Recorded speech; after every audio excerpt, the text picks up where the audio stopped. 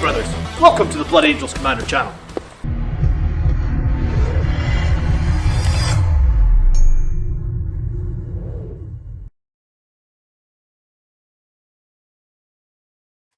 Good evening, gang. Hello, good evening. How is everybody tonight? Let me just move this camera a tiny little bit. I was doing some filming earlier today, so I had the camera slightly differently positioned. Please give me a shout out in chat if you can hear me okay. We should be good though. It is Sunday. Sunday means army lists. God, my glasses are filthy. And let's get into it. Good evening, Mike. Good evening, James, Chris, Left-Handed Texan. Good evening, guys. I hope you're all well. Medical. As I say that, my daughter wakes up. 1 second.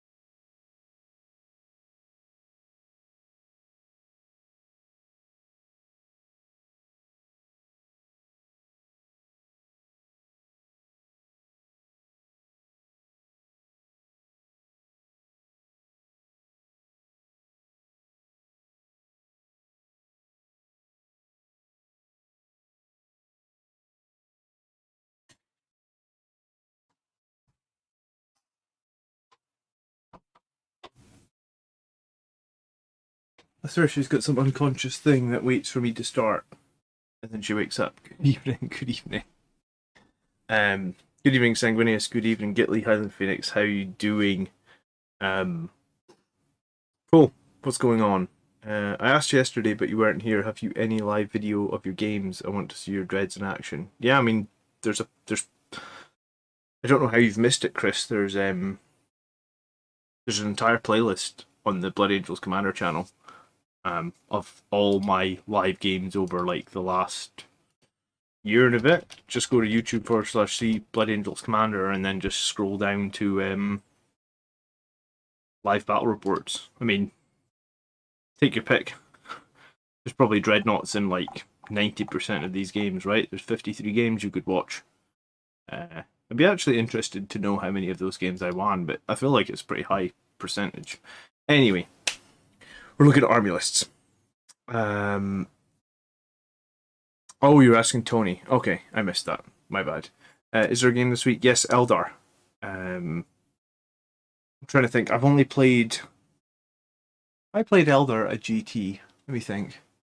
No, I think I just played Dukari at GTs.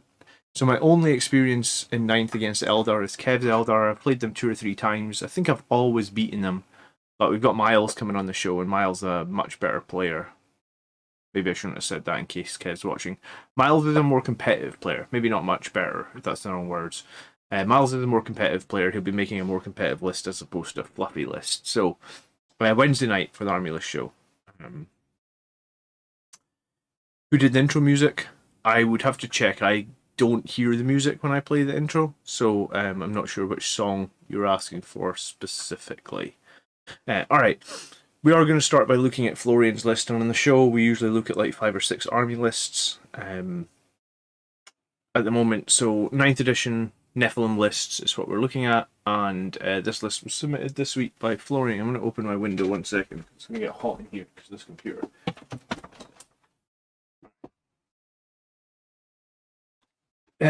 Okay, so Dante with Heroic Bearing. So he has the Warlord trait, and then he's going to pay 1 CP to get that for Dante. We got Librarian Dreadnought running Quickening, Gift, and Wings. I don't think I've seen anyone running Gift since Armor of Contempt and Librarian Dreadnought. I guess it makes him better. One of the things that I didn't like about him before was Gift quite often meant you could reroll a save, but you might not get to have a save because the save isn't that good. But I guess even against a Meltagun at -4, I guess you'd still get a chance to save now in the Librarian Dreadnought. So I guess interesting. I think Gift has a bit more value since Armor of Contempt. Hello from Twitch. Thank you for tuning in on Twitch. Do appreciate it. And also a Primaris Tech Marine with Master of the Forge and Quakebolt. So I used to run this exact thing. And I think it's pretty strong. If you're running double Dreadnoughts, which I imagine he is doing, then Master of the Forge and Quakebolts are two really good things to have. How hot has it been in my area of Scotland? It's been not too hot. A few days of like high 28s, maybe. I think there was a day of 28 or something, but it's not been like crazy like the rest of Europe. We're lucky. Up north in Scotland, I guess. Okay, Assault Intercessors and 2 squads on Cursors is very, very staple. We see that a lot. Death Company with 4 hammers and a chainsword, we see that a lot. Leviathan Dreadnought with Grav Flux and Drill, and I think this is the best way to run Leviathan if you want to run it, and the Twin Volkite as well. I think the Twin Volkite's better than the Double Heavy Flamer, but I guess the one advantage of the Double Heavy Flamer is you could shoot it in combat, but I think not many things are going to survive against the Drill, so maybe it's not that big a deal. We've also got a Redemptor Dreadnought with the Stormbolters, the Macros, the Icarus Rocket Pods, and the Onslaught, and again, I think this is the best way to run the Redemptor, so this is good. Squad of Sangri Guard all swords, Squad of Sangri Guard all axes. I kind of dislike this now. I think you should be going 5 swords, 2 axes in all your squads. Maybe even 100% swords. I think the axes are quite a bit weaker now than the swords. And against Armor of Contempt units, for sure. Against other enemies, yeah, maybe there's a few places where axes are better, but swords are very much on top now, I think. I would be aiming for 80%, 70-80% swords in both squads. Terminator Assault Squad with 2 Thunderhammers, Thunderhammer and the Sergeant, and then a couple of guys with Lightning Claws. I think these guys are great. I guess with the new potential shorter charge distances, this is cool as well. And then an Eliminator Squad with Las Fusils, and it's just all Sergeant and the regular guys. They all got Las Fusils.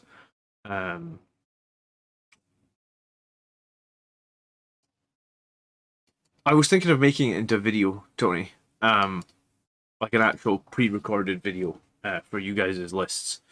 I think I still will do that. I just haven't been organised. I have Rezio's list now. I have your list. I couldn't find Mark's list. So I'll do that whenever I find all 3 lists. And I thought maybe I'd do my list as well. So we'd look at all 4 mods lists and see how they stack up. No tournament I have seen is using the charge change. I haven't seen any tournaments. I mean, I haven't been going to tournaments because it's very difficult with a 7-month-old baby. But I assume that any tournaments I go to would either, are they specifically calling out they're not changing the terrain? Because I mean, it was in the data slate. So I mean, that's the rules now. So unless they're specifically saying they're not playing those rules, those are the rules, I guess. Alright, so let me think about this for a second. You've got your Death Company, you've got 2 squads of Sangri Guard, you've got Terminators, you've got a couple of Dreadnoughts, and you've got Tech Marines. You've got Eliminators that can potentially hold the backfield. You've got your Assault Intercessors and stuff to go forward. How many CP you got? You got 3 as well, which is not bad. I think Gift of Foresight has got more value in the Librarian Dreadnought. I feel like you're missing something by not having Unleash Rage. I think it's the best power we can have. I mean, I guess this build has this Dreadnought as a Smash Dreadnought. I think I'd try and find the 25 points and make him into a Chief Librarian. Gives you an extra 9 and gives you Unleash Rage, which I think is the best spell.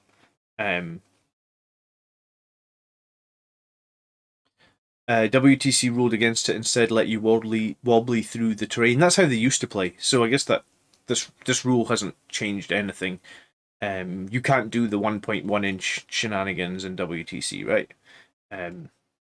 Yeah, so Unleash Rage is the best spell, I think, in the Sanguinary discipline. I think it's fine to build a Librarian Dreadnought who is like a Smash Dreadnought if you've got Dante because of the rerolls, and also because, well, mainly just because of the rerolls, I guess, but And I guess Quake Bolts, if you shoot the target he charges with Quake Bolts, that kind of fixes the problem of his crappy weapon skill. So, I mean, there's synergy here, but I do think that you want Unleash Rage. Like, I think it's too good a power to not have, especially when you've got 4 Hammer Death Company. Unleash Rage is going to give you like 5 extra Thunderhammer hits in turn 1, or whenever they make a charge. It's going to be very valuable. Sometimes it's going to be the difference between killing an enemy and not killing an enemy. Unleash Rage. I think it's really good.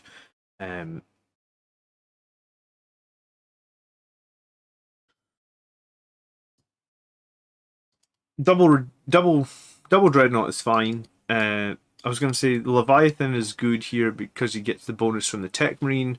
I guess if you're not running a Tech Marine, I'd probably run Double Redemptor, but by running the Tech Marine, you open up the Leviathan. You don't have any protection against mortal wounds out with your Death Company, so there's a little bit of weakness there. Terminators coming in is nice. I think overall this is a pretty decent list. It's I think there's 2 ways. I guess there's 3 ways you can go with Blood Angels right now. You can go this way, where you bring a few Dreadnoughts, in this case 3 and a Tech Marine. Or you can go sort of like, bring a couple of Dreadnoughts, but still go the Priest and like a heavy infantry list. Or you can just go the full heavy infantry list. I fought Custodes yesterday. I feel like there's nothing you can do against them as Blood Angels. I think it depends on your list. Unily. Were you a full melee list or are you a balanced list? Because I haven't fought Custodes in a little while, but I think that they should be beatable. Like the thing you got to remember with Custodes is you have to kind of overcommit into their units, because every unit is super survivable, right? So you need to rather than like against a normal player, you're maybe charging 1 unit of Sangard into them. You need to be charging 2 units. So like if they've got a squad of jet bikes, you need to charge them with 2 units, whereas normally you would just charge them with 1. If you charge them with 1, you kind of bounce off. If you charge them with 2, you mop them up. Yes, it doesn't mean you're engaged quite as heavily across the board, but I think Custodes should be totally beatable. Some of their best stratagems and stuff got removed. And I just found out that Telemons can't remove your rerolls now, and that was one of the biggest problems I had with them before. Was Sangri Guard really hurt into Telemons because you wouldn't wound them until you're on 4s, and you couldn't reroll any of your hits. But that got changed, right? So this is a decent list. I like it. I like double Dreadnoughts. I like them with a Tech Marine. I don't know if I would run it myself right now. Because I think with the reduction in CP, then I think you need, like, if you're paying 1 for Death Company to Forlorn Fury, you really want them in Assault Doctrine. At that point, you would have to pay 3 CP for that. So I think I wouldn't run the Tech Marine now because of the CP cost and getting into Assault Doctrine with the Death Company. But I think if you want to run this is fine. Who's my Warlord on Wednesday, Mike? It's going to be a captain on a bike. He's going to run Armor Indomitus, Gift of Foresight, and Master of the Codex. But I think this is fine. I think this is a reasonably strong list. A couple of squads of Sangri Guard and Terminators is good. The Eliminators with Las Fusils is additional chip damage. So this is a little bit more of a, I guess, a little bit more ranged than what we normally see. But I actually don't think this is a bad list at all. I almost piloted a list like this to a GT win. There's a lot you can do with this list. I just think that you're going to have to kind of sit for a couple of turns. Like, I don't think I would be happy spending 3 CP on the Death Company when I only start with 3 CP. Ooh. Man, I don't... Everybody loves Dante except me, apparently. Yeah. Even with the change to Heroic Bearing, I think that does make him better. I just don't think he's survivable enough for the way I play, I guess. Okay, so this list is fine. Is there anything I would change? I mean, within the context of, like, this is a Tech Marine based list, and it's running 3 dreadnoughts, then no, there's nothing I would change. There's no way to get... Yeah, the only thing I would change is to make this guy Chief Librarian, and I feel like if you're going to make him Chief Librarian, you probably want to spend the 1 CP to make him the Psychic Master, but maybe you don't have to do that, I suppose. I'd just try and make that guy Chief Librarian. Maybe I drop 1 Thunderhammer, maybe I drop 1 Sangri Guard or something to make that happen, and if in doubt, if I've got 5 points left over, I put a couple of Infernal Pistols in here or there. Dante is a man. I mean, I know you guys love Dante. What is there to say? I guess I don't. To me, here's my problem. I don't think Dante's survivable, and a bunch of you guys run Astrath as well, and Astrath's weaker than Dante, right? He doesn't have -1 to hit. He has 1 less wound, so Astrath's even less survivable. So this is what came up before. I like characters that are survivable, as in maybe I use it as a crutch, but that's just the way it does. Okay, list number 2 by James Busby. This is a list I'm using for my first event with Blood Angels as the default 3 Sangri Guard and such, but I also went a lot more heavy on the HQ picks. This gives me a little bit more range punch, and I have a lot of buffs covered via the HQs for the Guard and Death Company. Voidsman to screen hold the back line. Any feedback would be great. Okay, yeah, James, let's get into it. Just give me just 1 second here, because I was supposed to click something. Yeah, here we go. Okay. Right. I dropped the extra 2 Hellblasters and now 2 Sangri Guard and 7 Infernal Pistols. Alright, this is going to be a crazy list. Let's see what's going on. This is a Vanguard detachment, so we're at -3 CP. We have Lieutenant with a Combi Grav, a Jump Pack, and a Power Fist. Very strange. This is not something we very rarely see lieutenants. I mean, I do like the fact they let you reroll 1s to wounds, but we rarely see them, especially at the points cost. Alright, we got a Sangri Ancient with Icon of the Angel. Jump Pack, that's fine. We got Death Company with 5 hammers. We got 3x7 Sangri Guard, all swords. Okay. We got Eliminators with Snipers ×2. And the Bolt Carbine as well. Seems a strange choice to run the Bolt Carbine with the Sniper Rifles. I feel like Las Fusils are a lot better.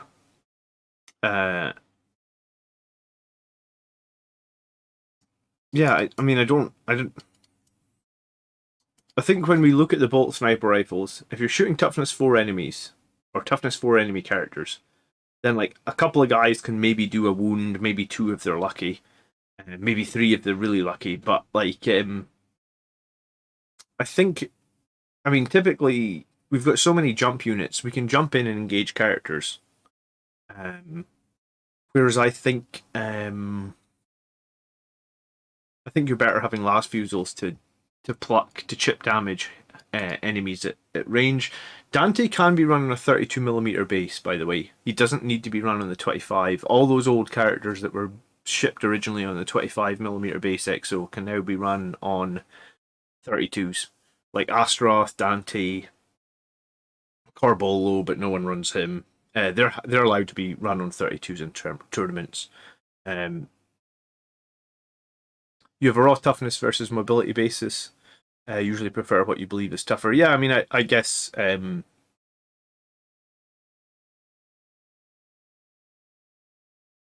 yes, yeah. I mean, Dante did not bad for me last week. James, good evening. Yeah, he says he's for re-rolling wounds. Okay, yeah, I mean, it's not a bad thing to have re-roll 1s on wounds, I guess.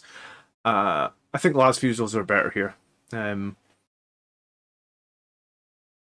Yeah, Dante did not bad for me at all, but I just think that having that 3-up invulnerable save with a reroll is really valuable. And also having toughness 5 and 7 wounds is really valuable.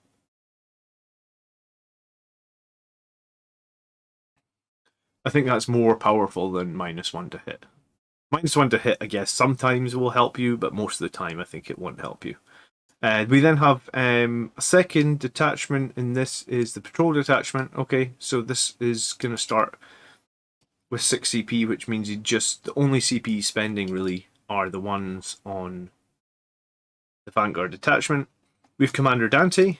We have then a Librarian who has Might of Heroes, Artisan of War, Null Zone, Psychic Fortress, Artificer Armor, Chief Librarian, Jump Pack Warlord. Okay, there's a slight cock up here in that you've put Artificer Armor on this Librarian, but you haven't taken 1 CP off to do that, which means, like, I think what you've meant to do is, I think you've meant to make Dante the Warlord to give you 1 CP, and then you've paid 1 CP to take Artisan of War on your Librarian. I think you'd be better off not take. Like, I don't think you want Artisan of War, because I don't think Artificer Armor is going to give you like a 2+, 5++, right? It's going to give you no extra wounds or anything like that. Armor Indomitus is going to give you a 2+, 3++ when you really need it, like once per game, and then it's going to give you +1 wound. Now, 2+, if you think about this 2+, like, what do they need to hit you with to make it, to get to your 5++? So they actually need to hit you with -4, right? For your 5++ to kick in, right? Because we ignore 1 because we're Space Marines. So 2+ -3 becomes 5++. So if you assume that most of the time they're not going to hit you with -4 AP, like, unless it's meltaguns, and I guess if your Librarian is getting shot with a meltagun, then I'd argue you've got him in a shit position and you shouldn't be there. And and at that point you're on the whims of the dice gods. So I would lose Artificer Armor, I would lose Artisan of War, and I would take Armor Indomitus, because I think that gives you that one oh shit get out of jail free card, essentially, which is the 3++, right? And it also gives you an additional wound. And your Librarian could suffer Pearls of the Warp or something. If he suffers Pearls of the Warp and takes some wounds, having additional wounds is not gonna hurt him, right?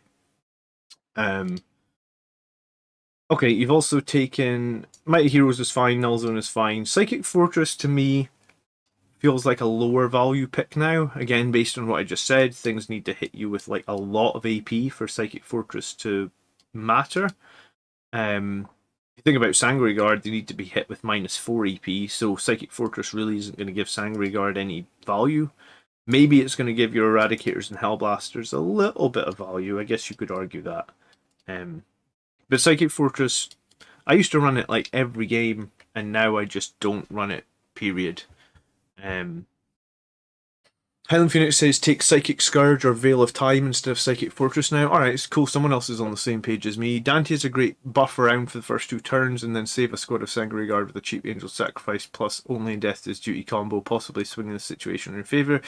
That's very true, Bartos, but I guess the question is the amount of times that I've been able to sacrifice with my captain and just survive, because he's got more toughness, he's got more wounds, he's got a 3++, like I said, oh shit, and a reroll, essentially allowing you to reroll 2 saves on 3-ups. I feel like that's better than what Dante can offer big time. But it's up to you. Yes, Dante might save your CP, I guess. You've got the Voidsman at Arms. Sorry, I think I skipped over them. You've got a squad of Assault Intercessors. I would prefer it if it was in Cursors. I don't love my only troop choice really being Assault Intercessors. I like my Cursors because you can get them around the board quickly with with Guerrilla Tactics. You've got a squad of Eradicators. You've got a squad of Hellblasters with Assault Plasmas, and we really don't see Hellblasters. Not many people run them, especially not Blood Angels. Only AP5 does it in Bun Matter. Yeah, and I mean, what's hitting you with AP5 deking? And the question is, if you were getting hit with AP5 with your Librarian, if you had Armor Indomitus, that would be the perfect time to turn on your 3++ invulnerable save, right? So I guess that's a very good point, right? Hellblasters. We don't see them. I think that they're very expensive for what they are.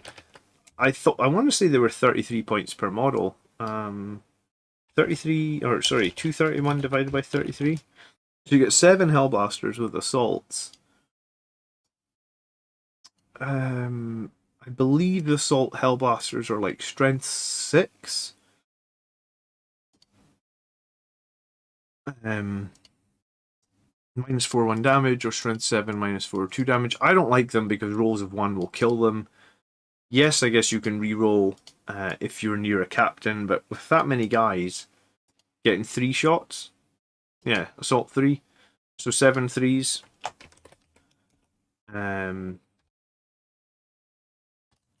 21, and the chance of rolling a double 1 is 0.16 times 0.16, isn't it? So times 21. So like if you fire them on high power, there's a 53% chance you're going to kill one of your own guys. Even if you have rerolls of 1. It's a lot worse if you don't, right? I don't love that. You don't have a priest here, so you're not resurrecting them. Oh, you do have a priest, but I guess it's going to cost you 1 CP to resurrect them because he's not the selfless healer. I have 10 painted Hellblasters. I don't ever field them. I don't know if I feel like they're great for Blood Angels. I feel like you would be better off in this second detachment here. If you want Plasma Fire, I feel like it's a Redemptor Dreadnought. Or you want Death Company with Hammers because they're great right now. I don't like that you've got 4 characters. I think 4 characters kind of opens you up for an Assassinate pick. There's no other way to really really sugarcoat it, I guess. Oh, you already got Death Company with Hammers. I'm sorry. Maybe.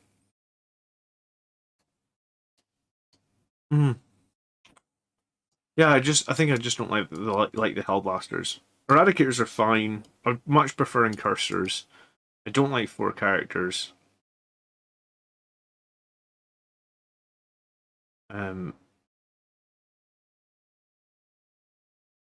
So you've got Lieutenant with the jump pack, you've got Dante, you've got Librarian with Null Zone. I mean, Null Zone's really good here because you've got very few invulnerable saves, I guess.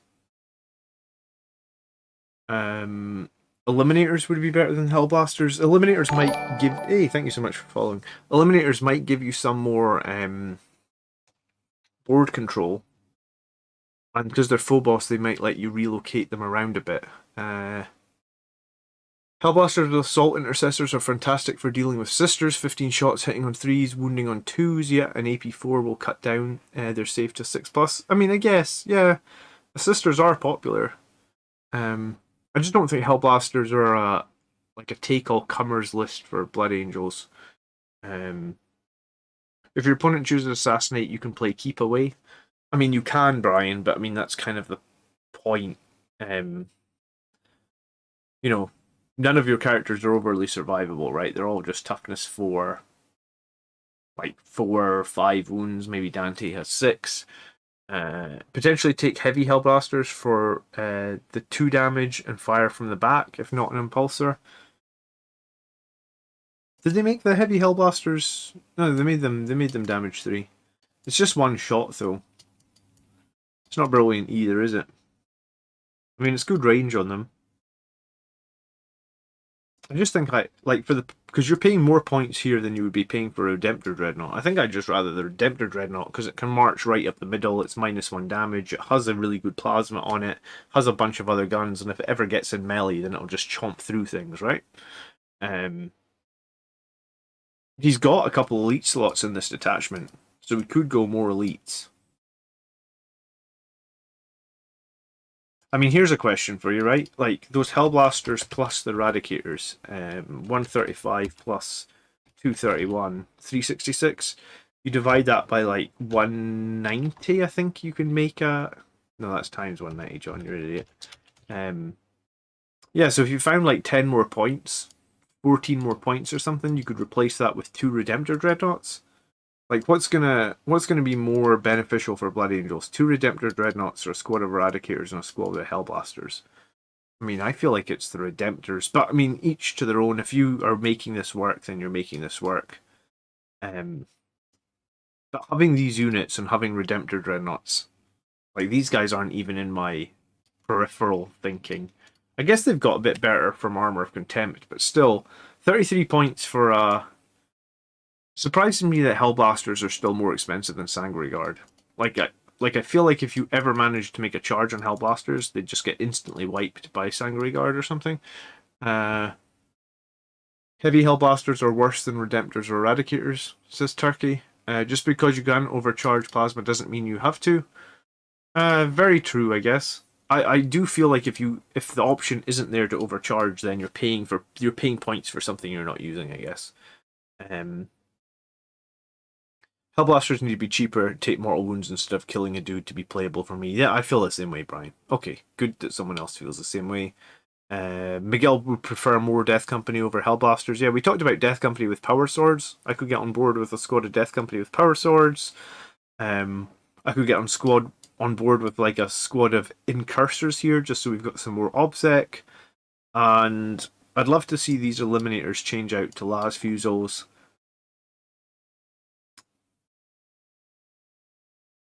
And yeah, I think I already made a point on. I think you should change your loadout on Dante as your warlord and your librarian there. Good day, Nate. How you doing? Hopefully that makes sense, James. I did see you in chat a few minutes ago, James. Have you got any comments? Oh, you fixed the Dante librarian thing. But yeah, don't take What did I say? Don't take Artificer armor. Take Armor Indomitus 100%. I just think it's way more valuable, and definitely consider the Psychic Fortress. Like it's going to be valuable maybe in your Hellblasters and maybe in your Eradicators, but I don't think your Librarian's going to be with them. I mean, you're running a Null Zone Librarian. It feels like he's going to be with the Sangri Guard, turning off the invuns of who you're fighting with all these swords, which is where he should be. So I think Veil of Time might be a better pick. Yeah, I think Veil of Time would be a much better pick. 5 Hellblasters, drop 2 for 14 Infernal Pistols. Alright, I wouldn't go quite as heavy on the Infernal Pistols, but that just shows how many you got. To drop 2 Hellblasters to get 14 Infernal Pistols is kind of crazy. I think like 2 per squad, 2 per squad is probably fine, but I mean, 14 would give you what, like 4 per squad? It's probably overkill at that point.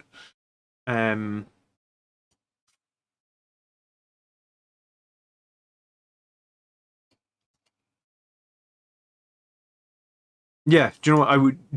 Don't take 14 Infernal Pistols. Change this to a squad of Incursors. If nothing else, just as a squad of Incursors are just going to have so much more potential than the Assault Intercessors ever will for scoring, etc., etc. So you'd still be able to get 12 Infernal Pistols. That still gives you 4 per squad, which is probably more than I would recommend. But that would be fine. I guess you have to play the Hellblaster and Eradicators and feel like if they work for you, great. For me, I would prefer a couple of Redemptor Dreadnoughts. I just think the -1 damage Dreadnoughts get is still really strong. And yeah, I've got a big affinity for Dreadnoughts right now. Do you know what? You do have Icon of the Angel on your Priest, so maybe Veil of Time would be the wrong pick here as well.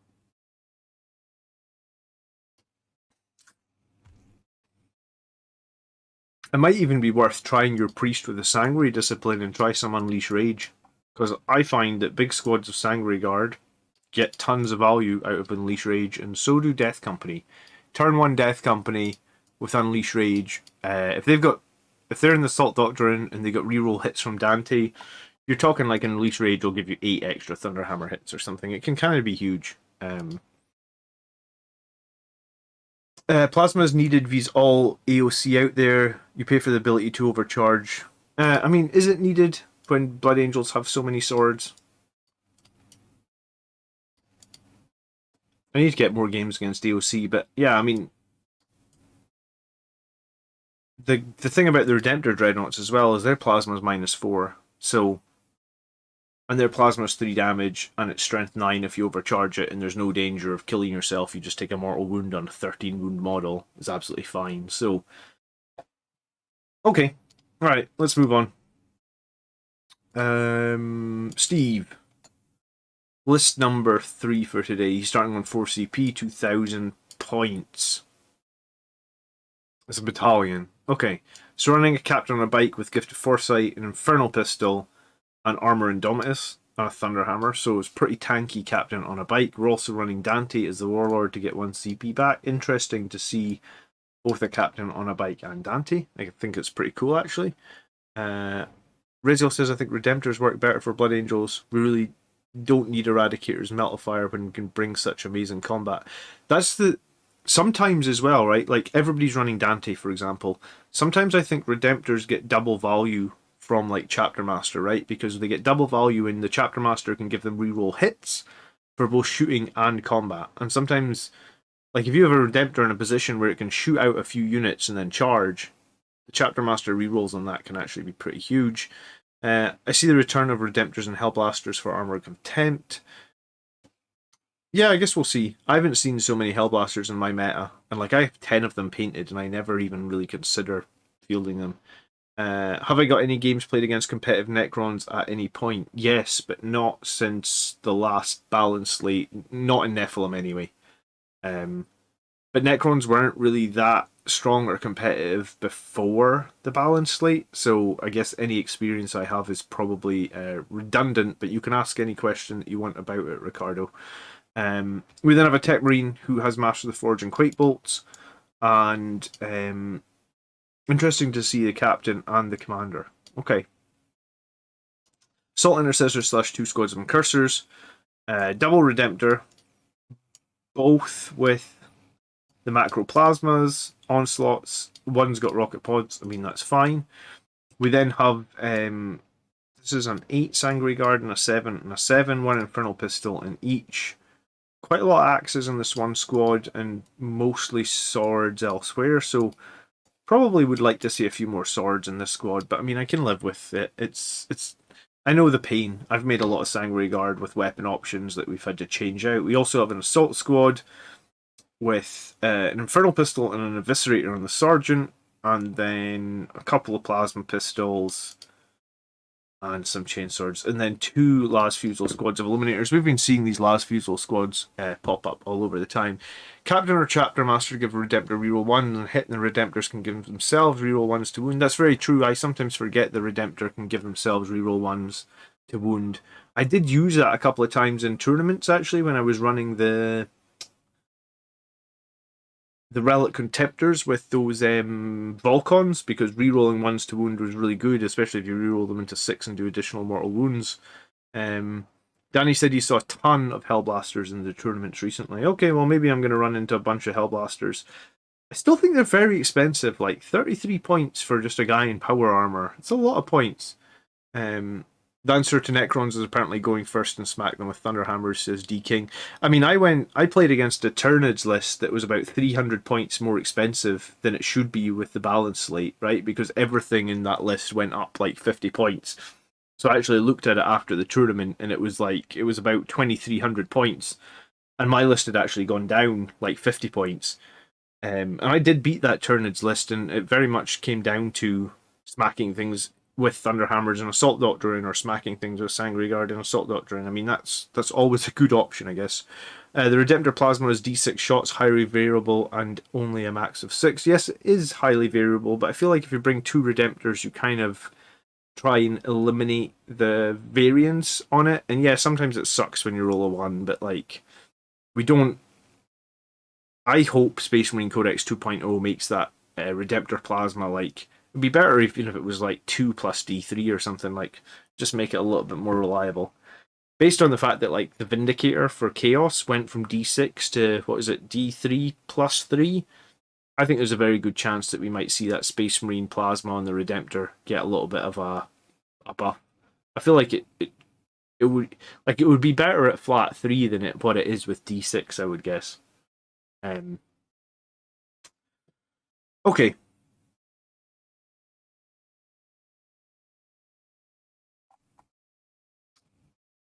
Let me think. So we've got the Tech Marine, we've got the double Redemptor, we've got the 3 squads of Sangri Guard, which we're seeing in a lot of lists. We've got the double Eliminators potentially hold the backfield, where you've got the Assault to do actions. We've got 2 Incursors, we've got Assault Intercessors, we got Dante as a Warlord, we have a very tanky Chapter Master as well. I mean, there's a lot to like in this list, right?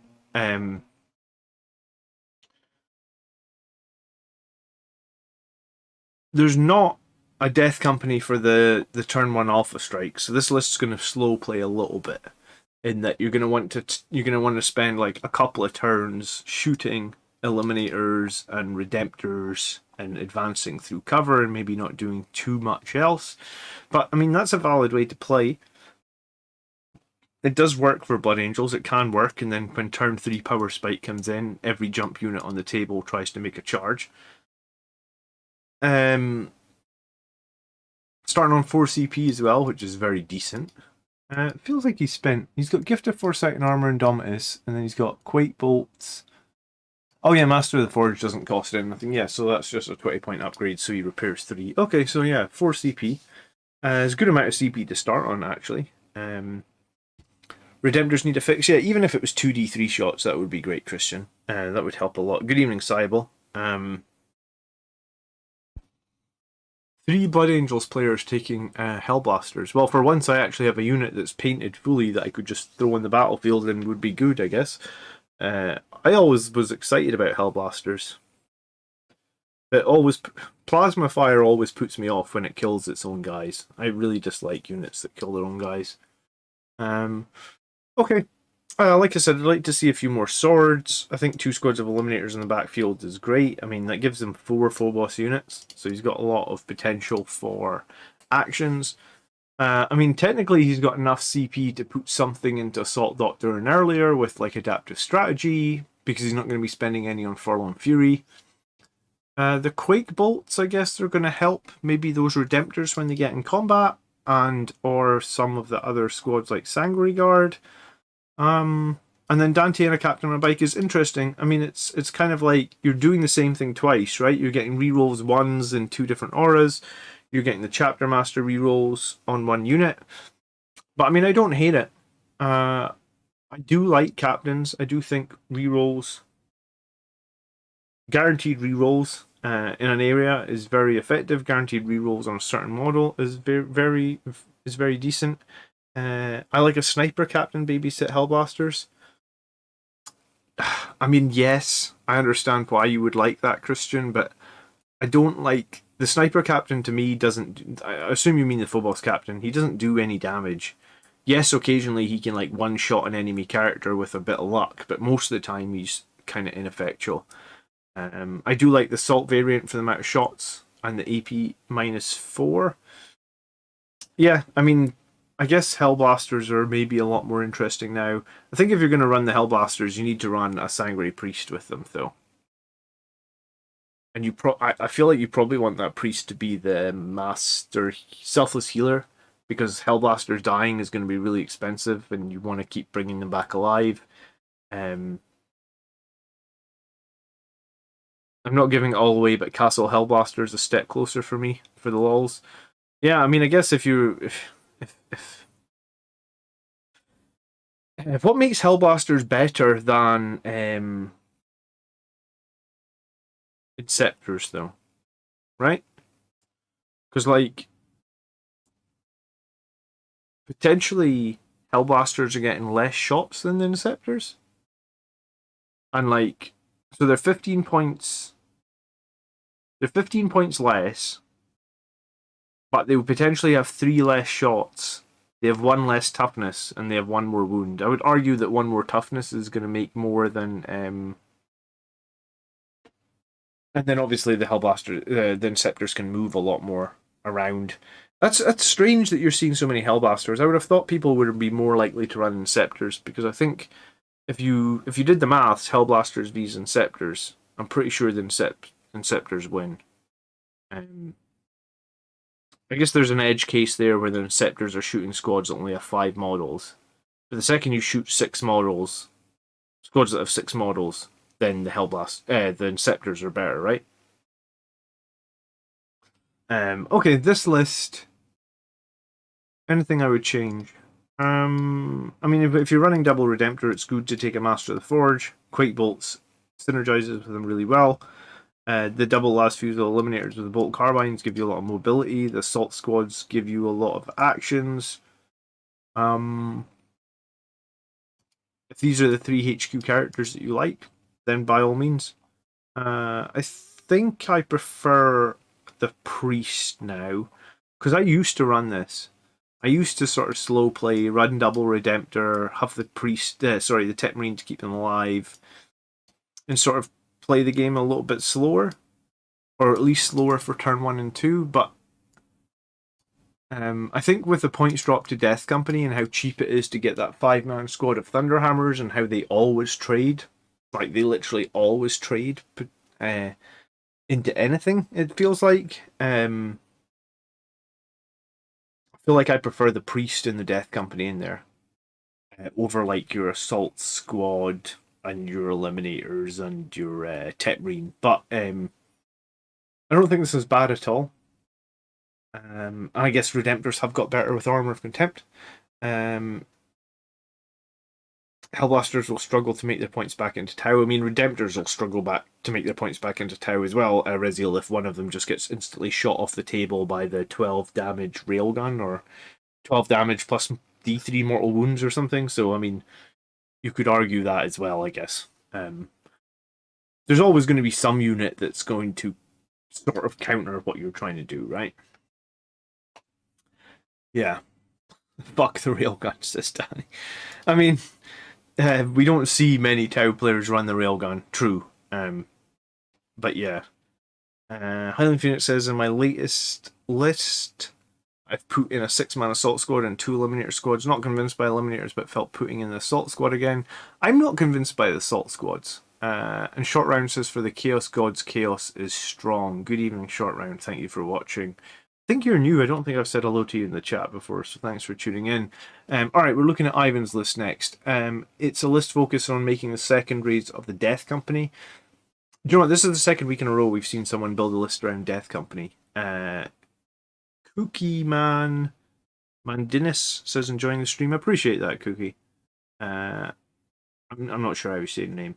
I'm torn between taking Astrath or Librarian. Librarian is very useful to me because of Veil and removing Invulnerable. I accept suggestions. Well, I mean, if you don't accept suggestions, then there's no fucking point putting in a list, is there? Because all I'm here to do is make suggestions. Alright, so it's got 4 CP and it's a battalion.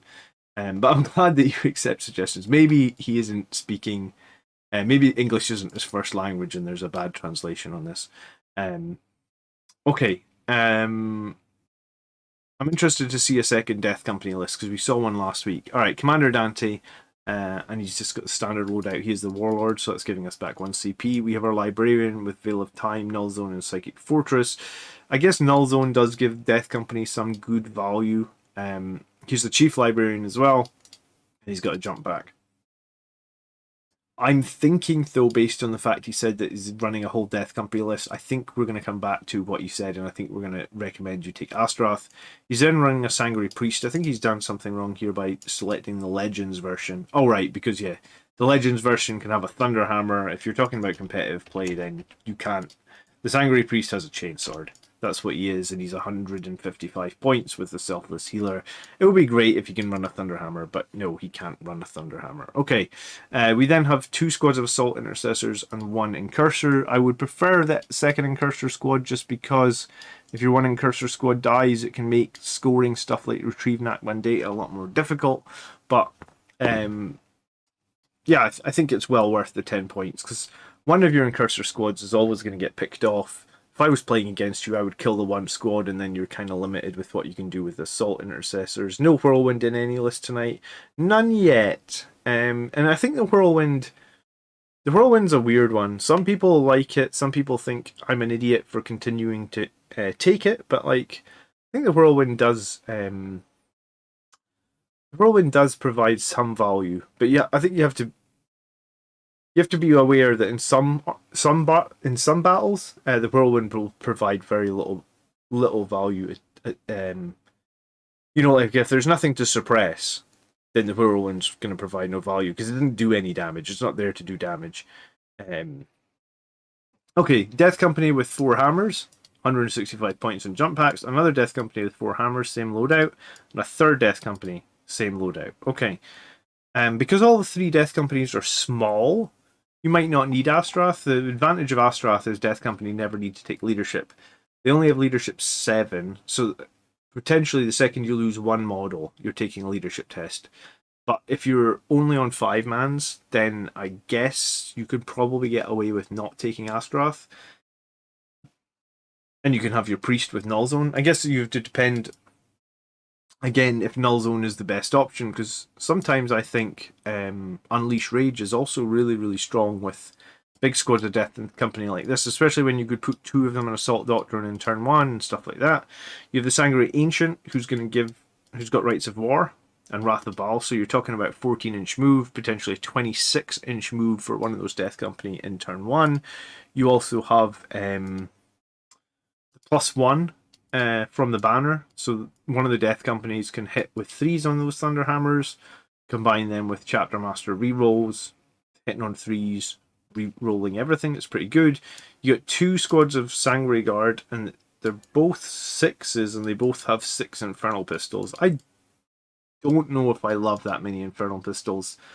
In fact, I feel like I just don't love that many Infernal Pistols. I think like 2 per squad is where I land on Infernal Pistols. And I think if you did that, that gives you like 40 points back, which is like 1 more whole Sangri Guard and 10 points. I would rather put 1 Infernal Pistol into a couple of squads of Death Company so they could soften something up before they charge. The Whirlwind holds objectives too, John. You know the Whirlwind is MVP, says Highland Phoenix. I like my Whirlwind a lot. I think possibly the top end players would just play around the Whirlwind, I guess. But I guess there's certain units or there's certain things that I think like, and that was the video I was thinking of making this week, because the way I see it at the moment is there's 2 ways to run Blood Angels, right? You could just go like 100% melee, and we're seeing that, and we're seeing some of the top players in the world run these 100% melee lists. They aren't quite winning the tournaments, the 100% melee lists. They're getting close. Like, I think Stephen finished like 3rd or something at one of the giant tournaments, and I think Sam I think he just finished 4th at a tournament this week since Nephilim. I'm not sure if Blood Angels have won any tournaments since Nephilim. And then there's the list where you could include some fire support. And I guess the question is, for example, like look at Abaddon, right? Abaddon can only ever take 3 wounds per phase. So if you're running a full melee list, how do you kill Abaddon? Like, I don't think you can kill him, because like in turn 2, maybe, I guess, if you had a shitload of Sangri Guard and you were able to shoot him with a shitload of bolters. Remember, he's got Armor of Contempt as well and a 2-up save. So normally, against -1 in shooting, Abaddon's still saving on 2s. He's got 9 wounds, you can only ever do 3 damage against him. If you don't have a Psyker, and you don't have any effective shooting, and my list has a bit of shooting, and I shot everything that I had in range of Abaddon at Abaddon and did no damage. So if you're an even more melee-focused list that has no shooting whatsoever, and when I say no shooting whatsoever, yes, you're going to have a bunch of Sangri Guard with bolters, 18-inch bolters, I guess, that are -1, but most of the time Abaddon's just going to save those on 2s. For example, how are you ever killing Abaddon?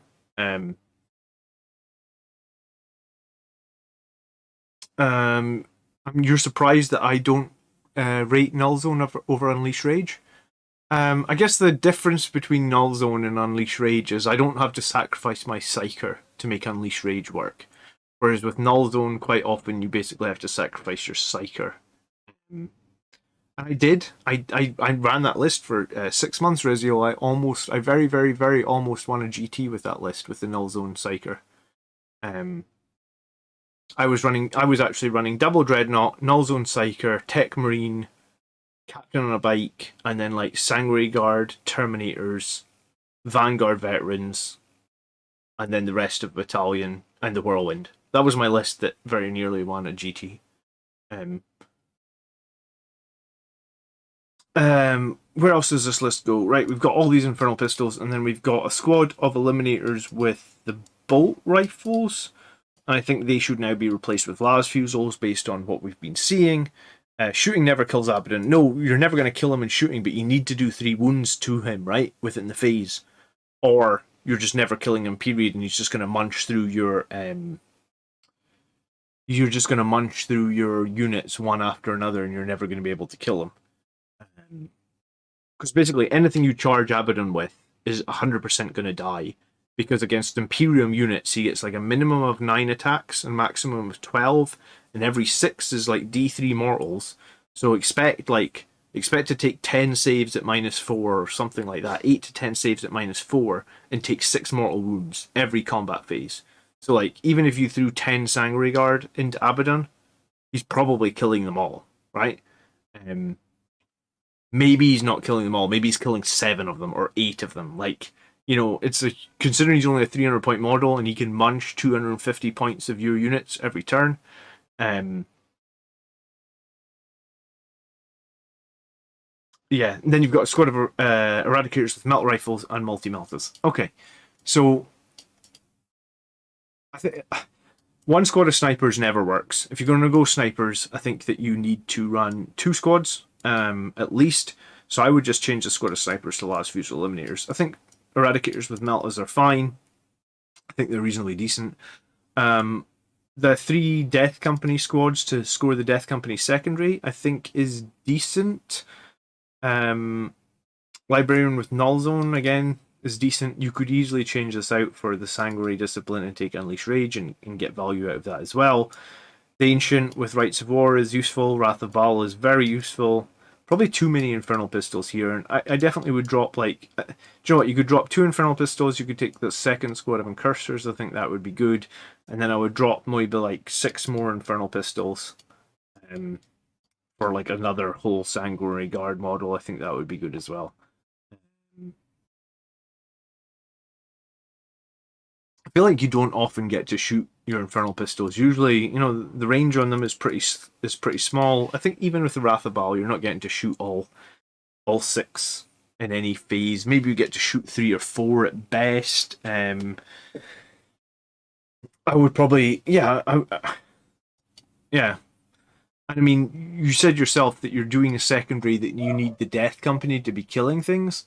So I might even put an Infernal Pistol on this final Death Company guy, because softening up their target is going to help you score secondary points. Against Imperium, he's just walking through whatever. Yeah, I mean, he's walking through whatever anyway. And I think Abaddon can reroll his charge, and he can deep strike for free. And with these new like 7-inch charge shenanigans, there's a very good chance that, like, if the enemy player is smart, Abaddon it shouldn't take him long to get into combat, I guess.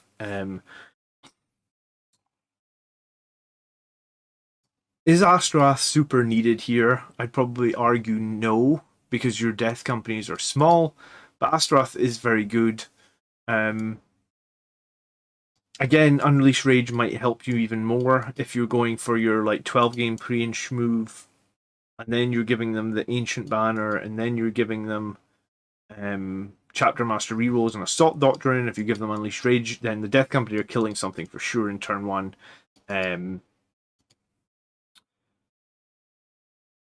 The Sangri Guard are good, yeah. Like I said, get rid of the snipers. They're not going to do anything for you. Get another squad of Incursors in there. I feel like that's just going to help you get more. Like, it's going to make any time you need to get behind enemy lines, for example, or engage on France or Nakman data. Any of these picks are going to be much easier with Incursors, and or anything that has like actions, like that map. You've got to set up the bombs and stuff. But overall, I mean, like, I think you're right on the limit of that Death Company secondary as well. I think when we talked about it, we said like minimum 3 Death Company units for that secondary. So maybe you want a 4th. The only way I can see you making a 4th is to take like a Death Company captain and lose the Librarian. And a Death Company captain could give quite a bit of value to these guys, letting them reroll all their 1s. And it might shore up that secondary a bit more.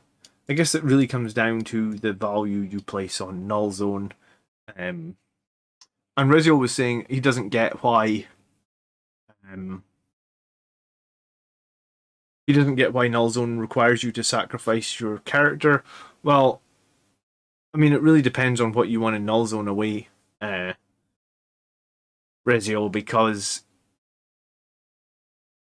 if you need to Null Zone some big bad enemy unit, then your guy needs to be within 6 of it. And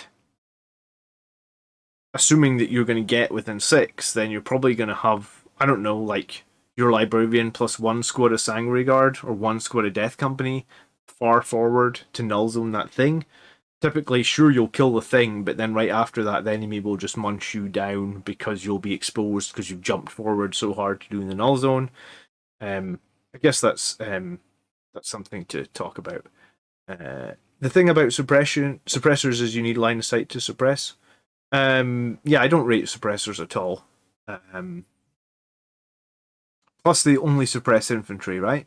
So if you're like charging like a big giant knight, like there's a knight that's got like 3 heavy flamers that are like D6 plus 2.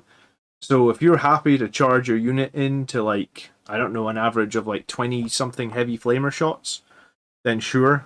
There's but 1 CP to completely disable that feels pretty good, right? And Null Zone's going to be much better against non-Armor of Contempt enemies. And Null Zone's great against stuff like Mortarion. What have I used Null Zone on before that had great effect? Mortarion, I used them on Harlequin jet bikes because they can do some stratagem to get a 3++ invulnerable save. So just removing that was really powerful. Anything else I've used Null Zone on with great effect? I think I used it on Gaskell Thraka before for orcs. But right now I haven't run that Psyker in ever since Mephiston went down to 140 points. I've been playing Mephiston. I mean, guess call me a traitor, but he is the Lord of Death. And yes, his damage is swingy, but he's arguably our most survivable named character. For 140 points, he's kind of survivable, I guess. And he has access to transhuman, which is nice as well. Every time you charge a librarian is not accurate. Sometimes you're going to charge a librarian into Pit of Snakes. I think the other thing about Null Zone is typically Null Zone is very deniable, right? In that you're going to jump in. For example, you want to Null Zone Mortarion, well, you're right fucking, or a Telemon Dreadnought or something. You're right fucking next to it. So if your Null Zone doesn't go off, then you don't kill Mortarion and you die anyway. Whereas like Unleash Rage, you're casting it 12 inches away out of line of sight. Because you don't need to line of sight for Unleash Rage. So you can fail Unleash Rage and it's not the end of the world. Whereas I think if you fail Null Zone, it can be rough, I guess. And there's always a bit of risk in both decisions, right? Just my experience of Null Zone is sometimes it can be brilliant. But sometimes, even if it is good, you then end up losing a lot in return. And I think I did a game on stream against Death Guard where I did kill Mortarion in turn 1 with Null Zone, but I cast Null Zone arguably in the middle of a bunch of my guys, and then I lost shitloads in return. And yes, I possibly could have positioned my Psyker better, but like, I can't remember, maybe he failed this charge or something, and I, like, because I was planning on charging him and moving, like, the Null Zone bubble away from my own units. I don't remember, but, with Mephiston, you don't get a choice, right? He has to take Sangri Discipline, so that's what I've been playing. Okay, so this list, is fine-ish, I guess. Another squad of Incursors. Potentially, if you really want to go hard on that Death Company one, I would consider some sort of Death Company character. I would change these last Fusel Eliminators out. I would change out these Infernal Pistols. That's probably what I'm doing in this list. Also, just worth noting, saying you do have 4 characters. I generally try and stay away from 4 characters. If I see an enemy list that's got 4 characters, kind of, especially when they're just, like I said, toughness 4 characters with like 4 or 5 wounds, that's a pretty open pick to take Assassinate against, right? So you just have to be aware that, like, when you're building a list, you need to be aware of, like, bad picks against you. And the other thing about these melee-orientated lists is, like, these lists are all giving up shitloads of points for no prisoners. I mean, if you look at this is like 30, 60, 82, 90, 99 points. Alright, maybe it's not giving up as much as I thought. Maybe that's a conscious decision to keep it just under. But yeah, I mean, you're still giving up 10 points for no prisoners. Most of the... I guess having 4 characters is keeping that down, but if you remove one of these characters, because you're giving up 13 points for Assassinate, then you're going to give up like 12 points for no prisoners. Where do you actually submit lists? Says Cyable. All you need to do, Cyable, is go over to youtube.com/c/Blood Angels Commander. Click on community here. And then, and whatever the newest community post is, doesn't matter that it's a few weeks ago or whatnot, just click on comments here and just post up your list from, like, post up the text version. I don't want like a Battlescribe file. I just want like just the text of your list. You know, you go like export in Battlescribe, and then I'll reply to you saying that I got your list, and then I'll just paste it into a notepad file on my desktop like this, and that's how we do it.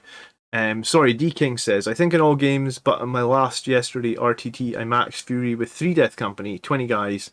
The last game I got 11 for Fury. Alright, thanks for saying that. I haven't run Fury of the Lost myself. I don't go that hard on Death Company.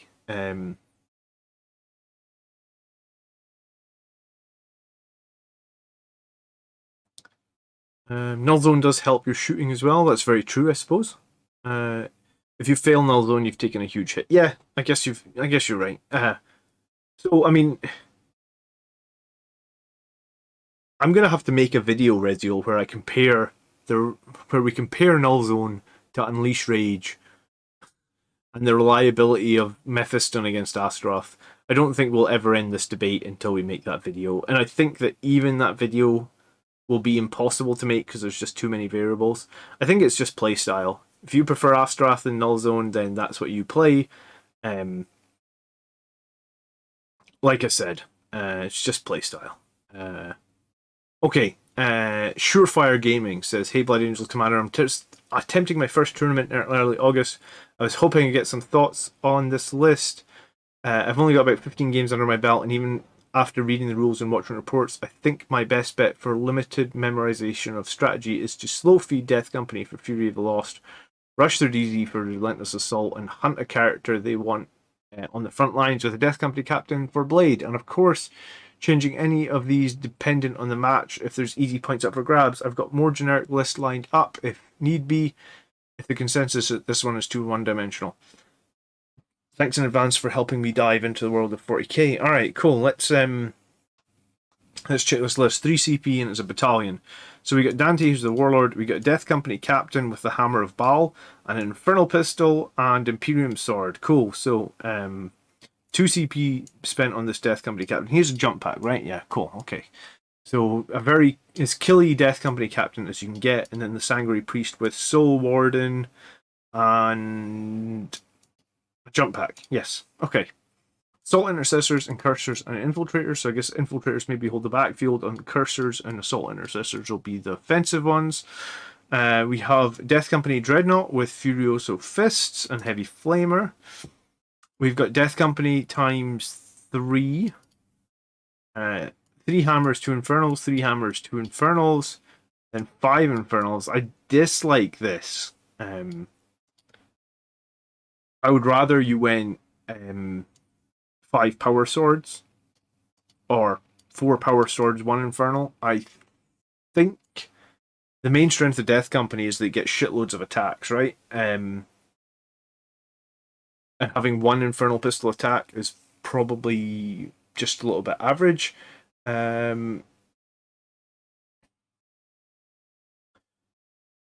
Congrats on 10k subs, says Cyable. Thank you so much, dude. Yeah, we just hit 10.5. I'm very excited about that. The channel anniversary is like next week as well, so that'll just be 2 years. So that's pretty cool. I have managed to remove a lot of the porn spam from the chat. So I think ever since I turned on that, we've I don't think there's been any more porn spam in the chat period, so hopefully it's good. I'm actually surprised at how much spam there was when we got to that many subscribers. Can't imagine how much spam some of those big YouTubers get. Alright, we got Sangri Ancient with Wrath of Baal. We got the Sangri Guard, it's 8 all with swords. We got Devastator Squad with a Cherub and a bunch of multi-meltas. We got Eliminators with Las Fusils, and then we've got a Drop Pod. And the Drop Pod's got a Death Wind Launcher. I forget what the Death Wind Launcher is. It's like Strength 4 D6 shots or something. I don't really run Drop Pods. I've got one, I just haven't ever got around to build it. Strength 5. Yeah, D6 shots. Okay, and it's blast. I think you're better off having a Stormbolter, honestly, because it's got more range and you can shoot it if the drop pod ever gets stuck in combat, whereas the blast weapon you can't. And I guess if they do get into combat with your drop pod and you've got a blast weapon, then your drop pod's just a sitting duck. It can't fight back. It's got no attacks. Put the Stormbolter on it. Okay, so we've got our multi-meltas in the drop pod. We've got a squad of Las Fusil Eliminators. We've got the 3 squads of Death Company. The Death Company Dreadnought, which I'm not a huge fan of, especially if it's that lone Dreadnought. 8 Sangri Guard. Yeah, I think I would rather like drop 2 of these Sangri Guards to make this like 180 points, give me 60 extra points. Run 2 squads of 6 Sangri Guard over the Death Company Dreadnought. The only reason I see to have that Death Company Dreadnought is because he's trying to do Fury of the Lost. He does have 5 Death Company units. The last D-King just said that D-King just said that he did pretty well with Fury of the Lost with just 3 Death Company. So you can probably get away with just 3 and the Captain. The Captain's pretty killy. If you run him into enemy, he's going to kill something. He said he was always going to go for a Relentless Assault. Sometimes just be aware that behind enemy lines is basically the same as Relentless Assault. However, if you just have 1 unit in the opponent's deployment zone, it's 2. And it's 2 units, it's 4. You never know. Like, I've had a game before, I think it was against the World Eaters, where they just flooded my deployment so hard at the start of the game with, like, Brett takes a lot of deep striking stuff with his World Eater stuff. Like, he's got Berserkers and a Terrax, he's got teleporting Terminators, he's got Raptors as well. So potentially, like, if you play against Brett's Corn list, he's going to have 4 units in your deployment zone in turn 1. And they're gonna linger around for a while because, you know, Terraxes and Terminators are not the easiest things to chew through. So sometimes behind enemy lines can be a safer pick than Relentless Assault. You'll score it just the same. It's just going to, maybe rather than getting the full 16 points on an easy game, on a tough game, you'll get like 12 or 14. You can obviously Forlorn Fury and get something into Assault Doctrine very early here, which is good. I actually kind of like the Death Company Captain with the Imperium Sword. He's on a jump pack, so it's 5 attacks from being in Death Company, 6 for charging, 7 for Savage Echoes, 8 for Imperium Sword, 8 attacks, hitting on 2s, wounding on 2s pretty much because you're strength 9 with +1 to wound. And you can call your Death Vision. I would call your Death Vision in turn 1 as well, pretty much. Or I'd call your Death Vision as early as you can. I guess Hammer of Baal and Assault Doctrine is -4. That's something I kind of forget. Hammer of Baal is normally just -3, but I guess on Assault Doctrine it's -4. You could charge one of the Death Companies out of the pod. I'm actually okay with multi-melta Devastators in a drop pod if you're taking Relentless Assault or behind enemy lines, because that seems like it's very easy to just drop the pod in the enemy's deployment zone, and then that's 2 units in there straight away, plus whatever Death Company units backing you up. And also with the 5 Death Company things, I feel like he's scoring Fury of the Lost pretty decent. What was his 3rd secondary he was going to go after? The Death Company Captain's going to go after Blade of Sanguinius. This is a cool list, actually. I do say when you're building lists, it's good to build the list with some secondaries in mind. Now, I think some of these secondaries are risky, right? Because, and I think Rezio just touched on it, like, you might not be able to get the drop pod down. into the enemy deployment zone. Maverick saying the Death Company Dreadnought could work in reserve. I mean, that's very true. How many power level is the Death Company Dreadnought? He's just 7. Okay. So you could spend 1 CP and put the Death Company Dreadnought in reserve. I don't think that would be a bad option either. He's obviously going to be much stronger once you get to turn 3, and he's got that additional attacks and Assault Doctrine as well.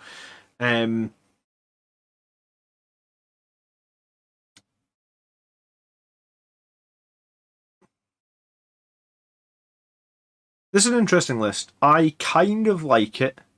I think that, like I said, this is a list that's obviously he's thought about secondaries. He's picked things that can score the secondaries well. He's identified them, and he's a new player. He said he'd only played 15 games, so I think for like a new player that's played 15 games, behind enemy lines requires you to be wholly within the zone, though. And what does Relentless Assault not say? Wholly within? I always assumed behind Relentless Assault was wholly within as well. To be brutally honest with you.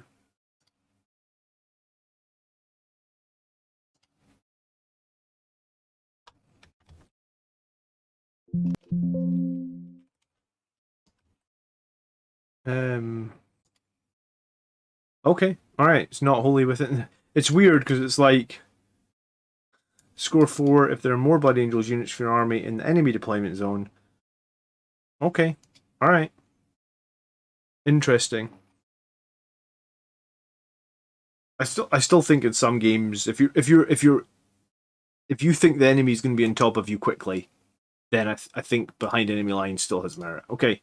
So yeah, I think this list has obviously been created with a bit of a purpose.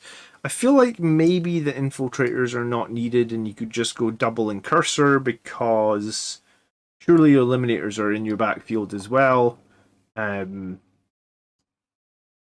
he's just trying to shore up his backfield, or maybe he's trying to deny his backfield. That could be valid. You're denying your backfield, so you're scoring Relentless Assault more easily. Okay, I mean, it's a cool list. It's been well thought out. I probably would try and swap out some of the Infernal Pistols for Power Swords, because I think the main strength of the Death Company is in close combat. And Chainswords aren't cutting it these days based on the new rules. I was going to say 8-man Sangri Guard to me feels too big. I've ran 8s before.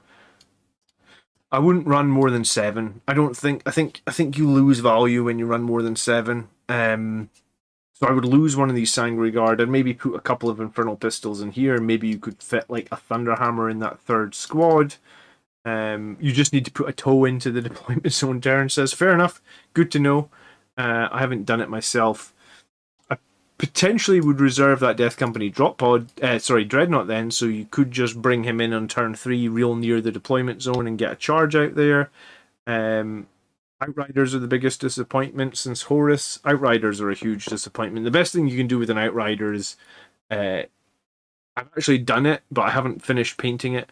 I've converted an Outrider to a Primaris Captain on a bike for when they finally release Primaris Captains on a bike. I already have one, which is an Outrider with a Thunderhammer. He's ready to go. You guys know how much I like my guy on a bike. So yeah, it's yeah, I mean, this list's actually, I don't really have any negative thoughts about this list, period. What I would say, Surefire Gaming, is you should. So I made a video a few weeks ago called Masterclass. If you go onto my YouTube channel, I think it's probably in the Tactics playlist. Tactics. Masterclass, is it here? Maybe it's not in the tactic. Yeah, it is here. Look, Competitive Masterclass Part 1. Game 1 in that video was against a really powerful Tyranids army that was way ahead of me in terms of the meta. Priests could take Rites of War instead of Soul Warden. That's a very good shout, actually, Highland Phoenix. The Soul Warden was providing very little value there on that Priest. Providing a bit of value. But remember, the Priest can heal. Yeah, I would take Rites of War. I think over the... That would potentially give your Death Company OBSEC, and that could actually give you some value somewhere in the game.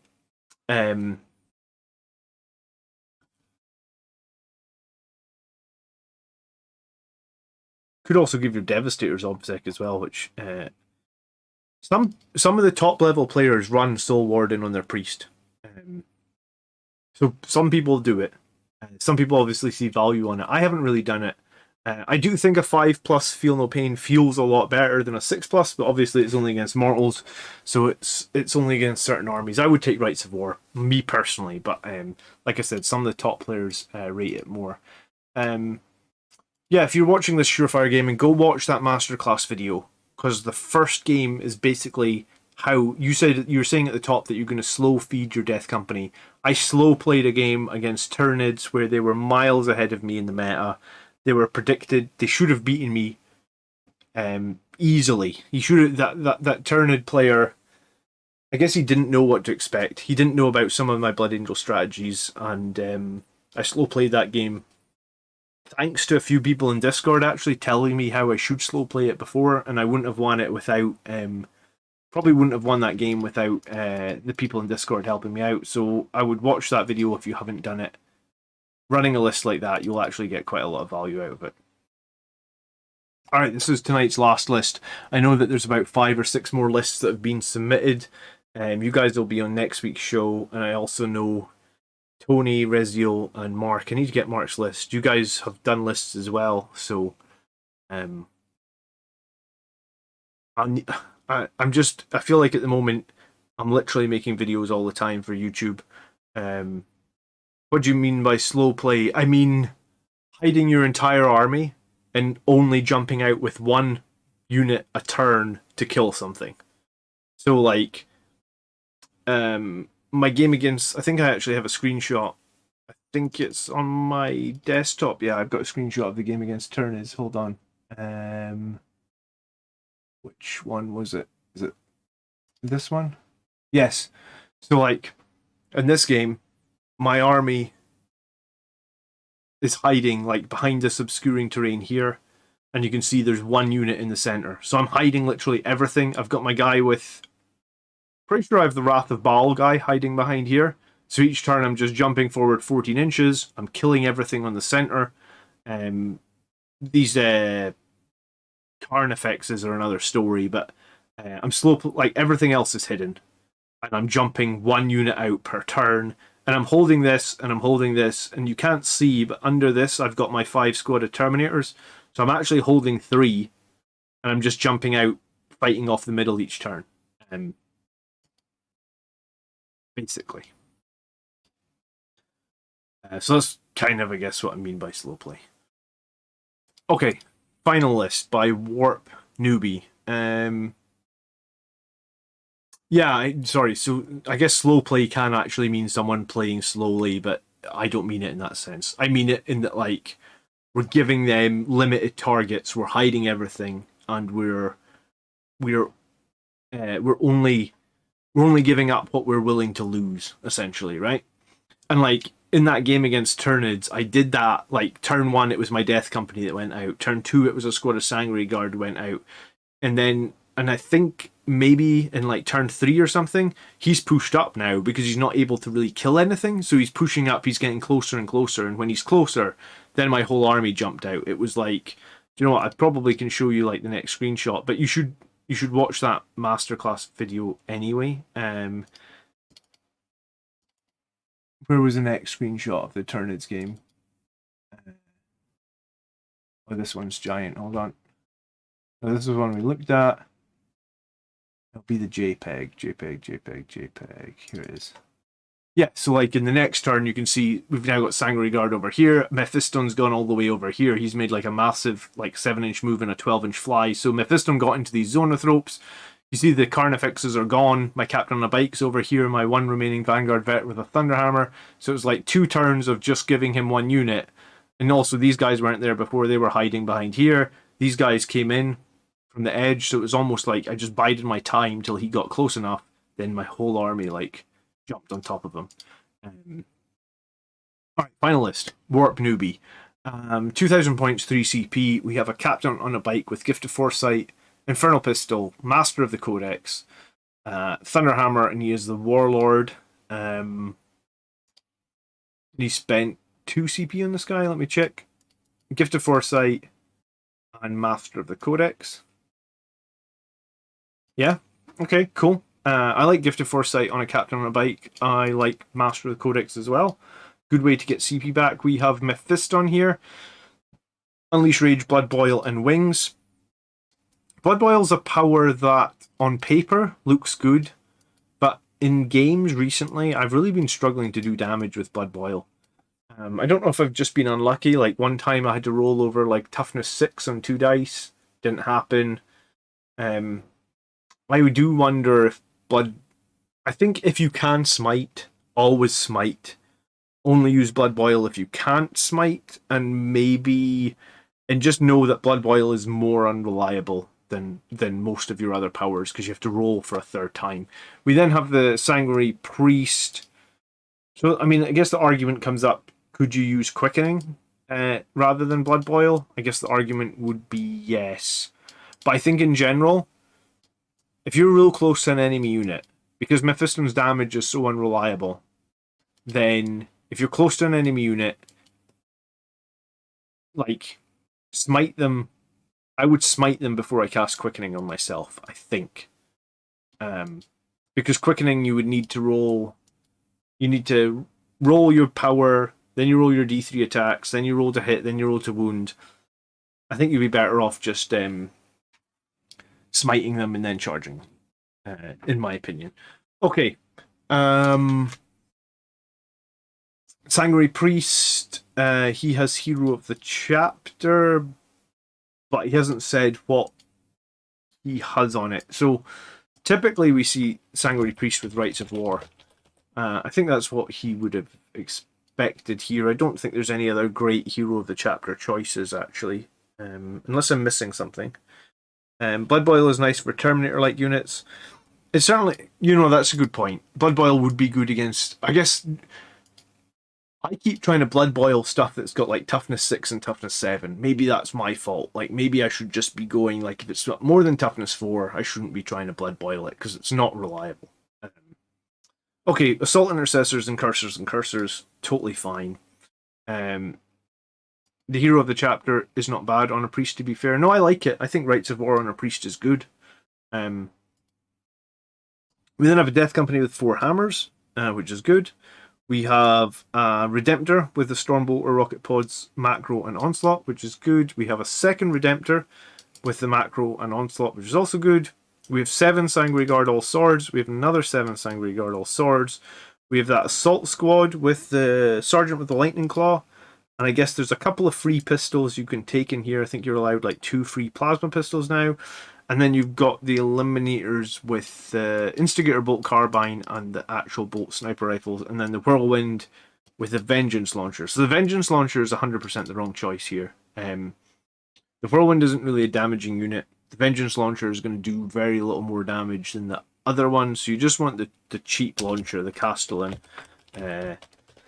And that's going to save you 10 points. For your Eliminators, you're going to want to swap out these Bolt Sniper Rifles for Las Fusils on 2 of them. I think that 1 squad of snipers doesn't work. We've talked about that a lot on the channel over time. I'm not actually 100% familiar with Assault Squads. I know a lot of you guys are like very keen on Assault Squads. How many weapons can he get on here? Like, what's he missing? What could he have got for free? I guess the 10 points you got for switching out that Whirlwind could give you another Rocket Pod. That wouldn't be bad. Or you could put Infernal Pistol in both squads of Sangri Guard. Again, that wouldn't be bad either. The Redemptors, there's not much to change. The Death Company, they're fine. I do think Rites of War and the Priest would be the right choice. The Captain on the Bike with Infernal Pistol and the Thunderhammer, I like him a lot. I guess the only... The Assault Squad needs 2 free Plasma Pistols and a Sergeant with a free Infernal Pistol, Lightning Claw, and a Combat Shield. Surely you can't take an Infernal Pistol, Lightning Claw, and Combat Shield. The Sergeant with the Lightning Claw, Infernal Pistol, and 2 guys with Plasma. So I guess you could take 2 Plasma Pistols for free. And obviously jump packs for free as well. Yeah. Okay. I think you would have to give up the Lightning Claw if you wanted the Combat Shield, Island Phoenix. Marcus says, "Hey, Blood Angels Commander, I had some bad news recently. I got a deep skin infection from a bug bite and nearly had my leg amputated before it got my bloodstream and killed me, but I'm doing better." Jeez, Marcus. Well, I'm glad to hear that you are doing a lot better. That sounds crazy. I'm very glad that you're not dead. Wow. What sort of bug bite was it? Should I Google Celestius? Or will it give me horror stories if I Google it?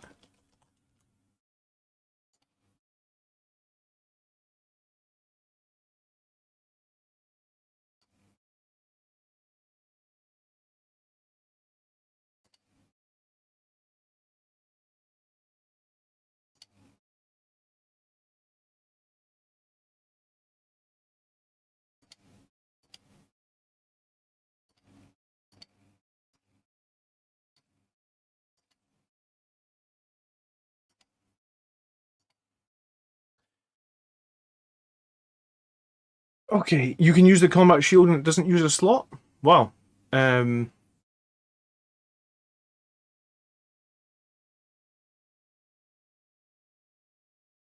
John's waking up in 9 hours. I'm actually not, because I get up well before 8. It's just this computer thinks I've got this screen thing that changes the colours of the screen. I wish I got up at 8 on work days. Alright.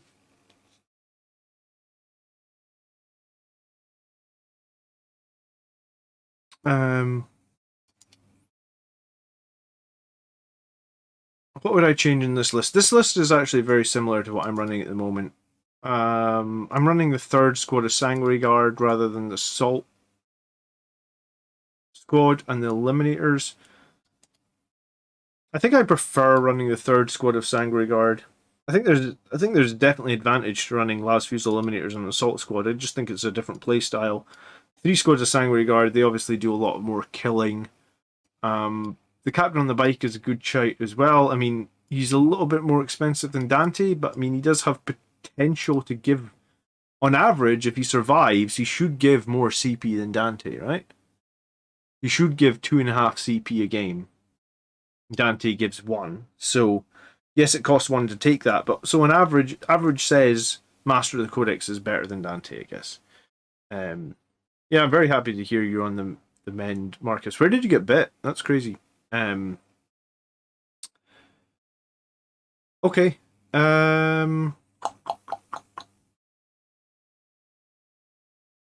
Any other changes I would make to this list? The Castellan was a big thing. A couple of Infernal Pistols in both squads was probably useful as well. The Rites of War pick, and then maybe Quickening. But Blood Boil is useful if you use it on the right targets. Don't use Blood Boil on targets that have more than toughness 4 or 5.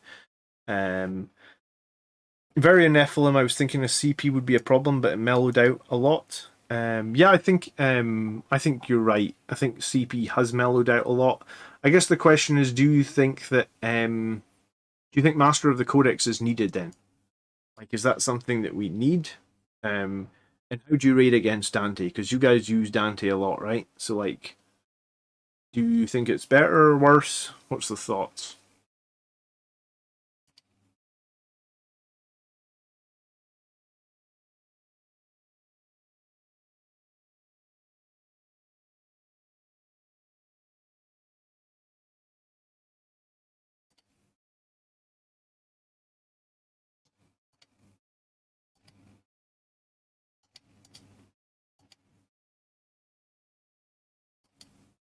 Okay, you don't actually think we need a CP in place. Maybe I need to try a game without running Dante or without running Master of the Codex and see how I get on.